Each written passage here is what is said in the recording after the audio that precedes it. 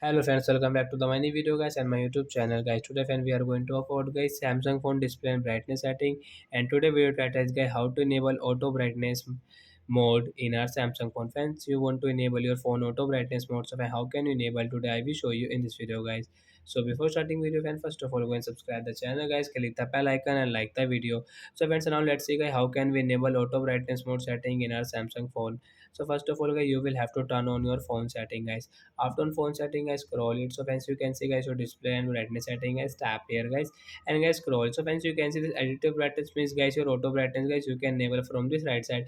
After enable guys, your phone brightness will decrease automatic in your Samsung phone, and guys if you in the room, inside the room, so guys your brightness will decrease. But guys, when you will go outside guys, your brightness will increase and decrease according to your environment. So that's it guys, thanks for watching the video guys. I hope friends you have understood how to enable auto brightness and how to use in Samsung phone. So that's it guys, thanks for watching the video. Bye guys. Before going, please go and like the video.